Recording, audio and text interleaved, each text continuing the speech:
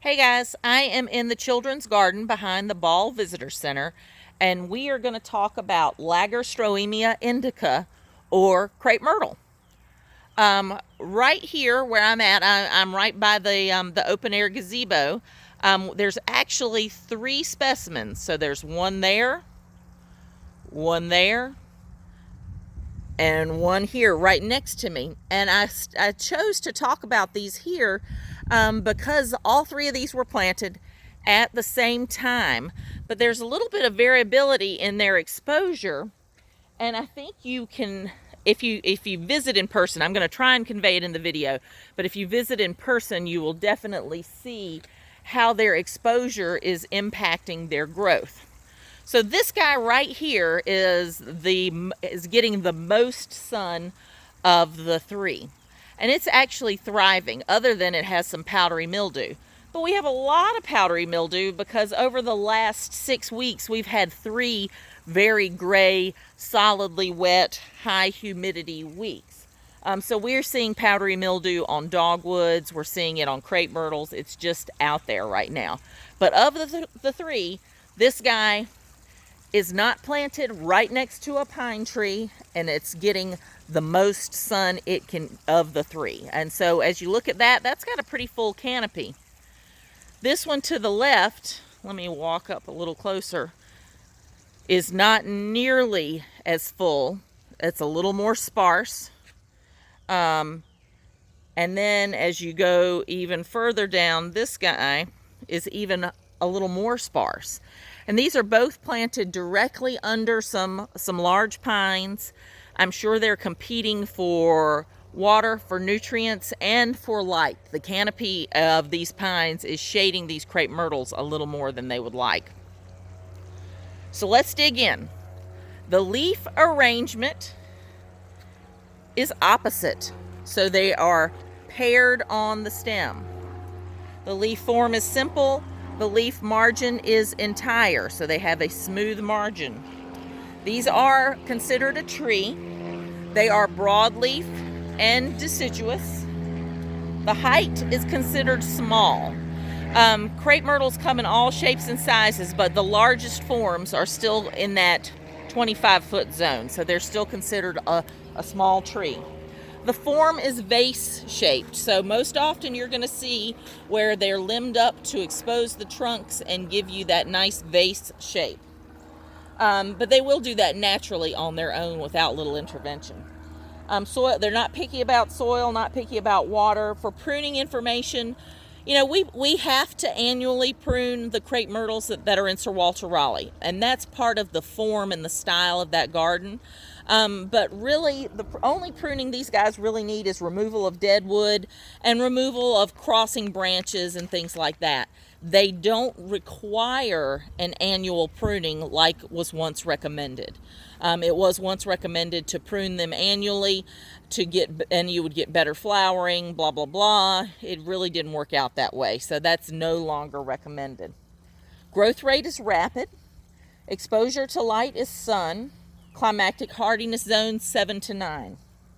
Landscape uses: corner foundation, naturalized setting, specimen, and street tree.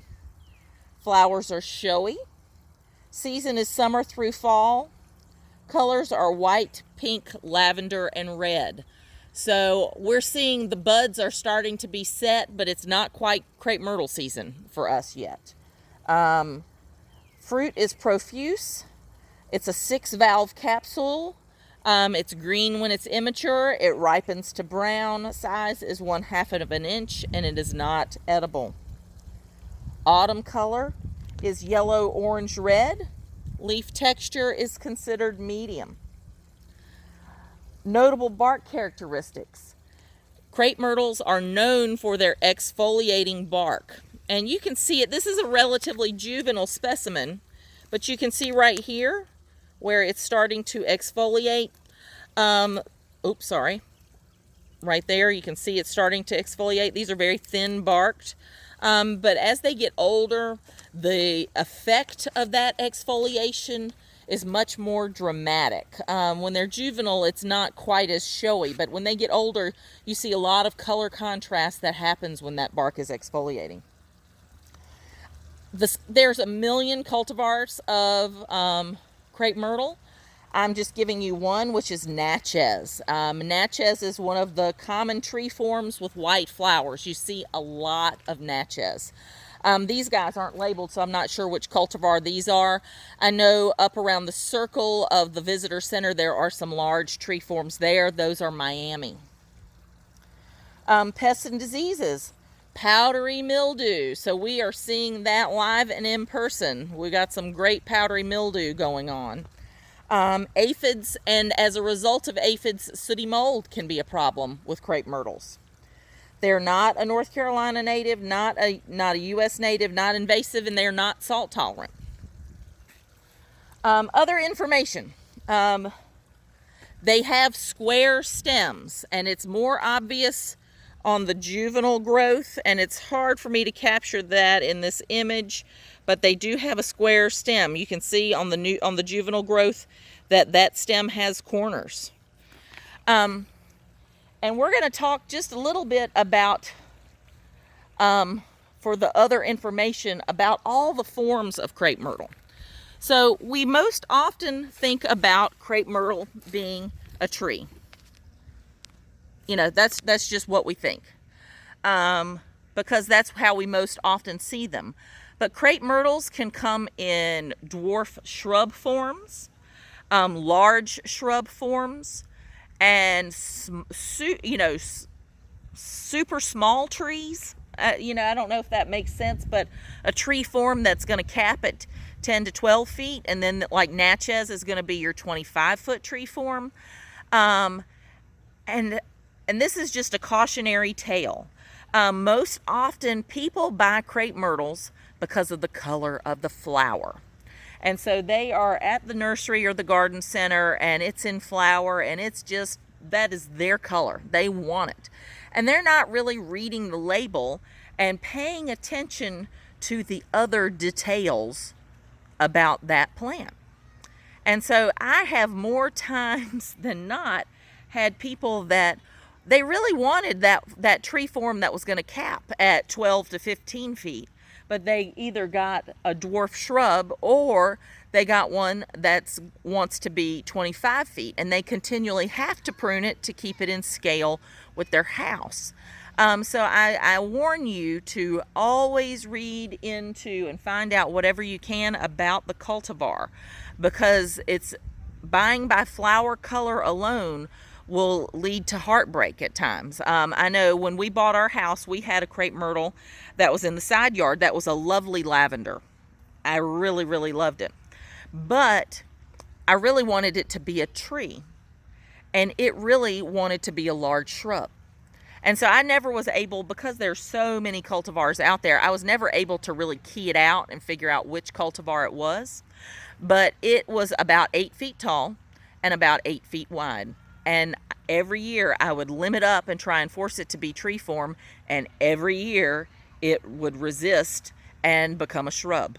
And so finally I just gave up. But it was in my yard. I needed the real estate that it was taking up, and so we finally got rid of it because it got powdery mildew every year because we have too many pine trees. It was just not the right. Overall, it was not the right plant for that place. So you just need to be aware of the forms that crepe myrtles come in, and that you need to look further than the color when you're purchasing them for a site. Okay? So this is Endure on page 612, and at Sandhills, these guys are everywhere. They're in the parking lot medians in front of Steed Hall until construction. They're around the circle at the Ball Visitor Center. Like I said, we're here in the children's garden. I have some small tree form ones in the butterfly garden that are the deepest purple I've ever seen. I don't know their cultivar. They're not labeled, but they are spectacular. And you don't, anywhere around town, you're going to find crepe myrtle. They're just very popular. And one thing I didn't say about pests and diseases, and because it's relatively new, but there is a crepe myrtle bark scale. It has been slowly making its way across the southeast. It is in North Carolina. It is not here yet, but it's coming. And that could be the fatal flaw for crepe myrtle. I haven't read enough to know that if you can solidly control this this scale, but it makes me think that I need to diversify my plant material and not plant quite as many crepe myrtles as I might once would of. So that's just food for thought. Thanks, guys.